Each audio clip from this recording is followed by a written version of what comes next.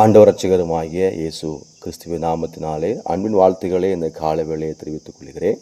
இந்த நாள் நாம் ஒரு வேத வசனத்தை வாசித்து நாம் ஜெபிக்க போகிறோம். அதற்கு ஆதாரமாக எடுத்துக்கொண்ட வேத வசனம் நீதிமொழிகள் 21 அதிகாரம் 3 நான் உங்களுக்காக அதை வாசிக்கிறேன்.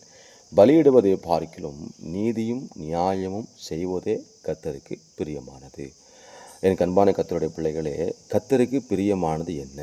நாம் என்னை கர்த்தரை பிரியப்படுத்துகிறோமா என்பதை நம்ம ஆராய்ந்து பார்க்க போகிறோம். தேவன் நம்மிடத்தில் விரும்புகிற காரியம் என்னவென்றால், அவரை நம்ம பிரியப்படுத்தணும். அவரை ஒவ்வொரு நாளும் பிரியப்படுத்தணும்.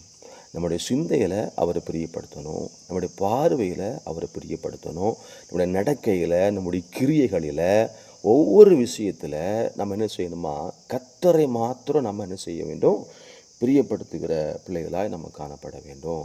அப்போ கர்த்தர் எந்த விஷயத்தில் அவர் பிரியப்படுகிறார் அப்படி என்றால், வேதத்தில் அவர் ரொம்ப பிரியப்படுகிறார். ஏன்னா வேதத்தில் அவரை குறித்து நிறைய எழுதப்பட்டிருக்கிறது. அப்போ வேதத்தை நீங்கள் வாசிக்கும் பொழுது அதுவே நீங்கள் என்ன செய்வீங்க, அவர் பிரியப்படுத்த நீங்கள் ஆரம்பிச்சிருவீங்க.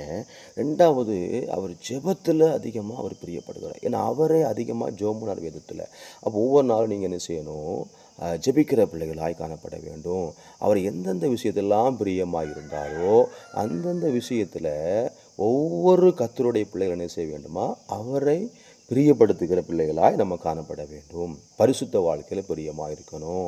நான் ஆண்டவரை பிரியப்படுத்தணுமே, அவருக்கு பிரியமாய் வாழணுமே, அவருக்கு பிரியமானதை செய்யணுமே என்று என்ன செய்யணுமா, நம்மை ஆராய்ந்து பார்க்கிற பிள்ளைகளாய் காணப்பட வேண்டும். எபேசியர் 5:10 சொல்லப்படுகிறது, கர்த்தருக்கு பிரியமானது என்னது என்று நீங்கள் சோதித்து என்ன செய்யுங்க, பாருங்கள் அப்படின்னு சொல்லப்படுது. நம்ம சோதித்து பார்க்கணும். அப்போ இன்னைக்கு நான் யாரை பிரியப்படுத்த போகிறேன், இந்த நாளில் நான் யாரை பிரியப்படுத்த போகிறேன், இந்த நாள் முழுவதும் யாரை பிரியப்படுத்த போகிறேன் என்பதை நீங்கள் சற்று ஆராய்ந்து பார்த்து என்ன செய்யுங்க, கர்த்தரை பிரியப்படுத்துங்க. கர்த்தர் உங்களை ஆசீர்வதித்து நடத்துவாராக. ஆமென்.